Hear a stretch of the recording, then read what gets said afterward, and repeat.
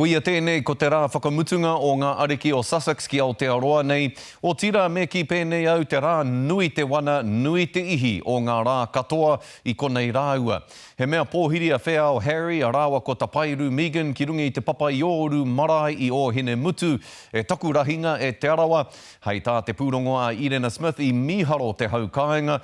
I te kaha o te tokorua nei ki te ako i ngā kōrero mo te reo Māori me te ahurea Māori i mua i tō rāua taenga atu ki te marae. He rangi whakahirahira mō te aroa o tira te iwi Māori. I tēnei wā hui katoa mai te aroa ki te pōhiri i a Harry rāua ko Meghan me taku whakahihi hoki i te ahuatanga o te pōhiri.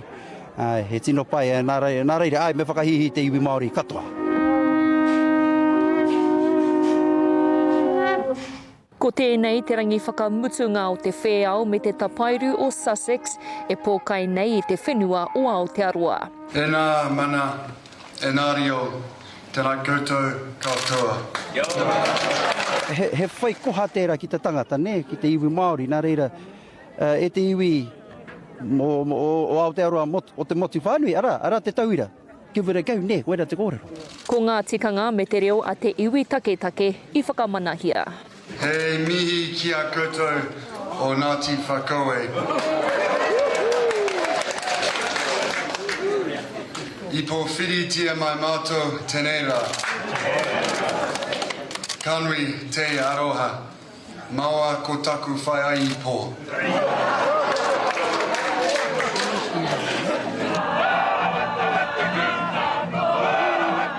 E ai ki te iwi kāinga o Ngāti Whakaue, he hononga no mai rā no tā rātou ki te whare ariki o Ingarangi. Tai mai ngā kiingi, ngā kuini, ngā tiuka, ahara nei, nā reira. O te mea nui kai te rere tonu te rātikanga i wāinga i a tātai. O tira i a Ngāti Whakaue. He hā te tohu o te manaakitanga ko te kai. I nai nei ka kuha tū te whēau me te tapairu ki roto i te whare kai. He hāngi, he puruni, he kai moana anō ka horaina ki te tēpuru.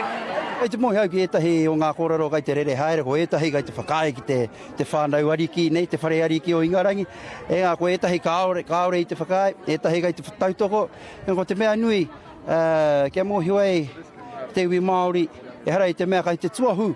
Engari, kai te whainua hu ngā tika ngā kui mākoro mane, tēnā hara mai ana he manuhiri, pōhiritia. He mana nui o tēnā whenua, pōhiritia. Nā reira, anei a te arawa, me o nā ringa tūwhera, kia nei haere mai.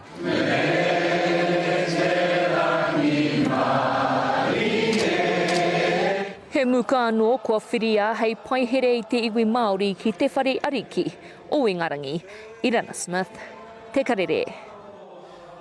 Nō nā noa nei i tai atu ai te tokorua o te wā ki pai kūmanu ara ki ngā māra kāwanatanga i roto rua. Te wāhi i whānau mai ai te mahi tāpoi i roto o Aotearoa nei. He maha hoki ngā pakanga i tū ai ki tēnei tūtanga whenua nei i ngā wā o mua ko te mea rongonui. Ko tā whara kurupeti i Wainganui a tamamutu o tū whare toa me te roro o te rangi o Ngāti Whakaue. I puta ai te whakatauā ki rongonui a te roro ara ruia taitea kia toi tū ko tai ka anake. No te timatanga o te rātu rautau, ka kohaina atu e Ngāti Whakaue, te rima te kau eka whenua nei, ki te kāwanatanga kia tūai ngā whare o tērā tūtanga whenua tai atu ki ngā māra e kia nei ko ngā māra kāwanatanga. Nā, i tēnei wā tonu nei, kei te peka atu te tokorua o te wā, ki te ngahere o whakarewarewa, hara ki ngā Redwoods, a ko ake nei tātou toro atu anō ai ki te whai i a rāua.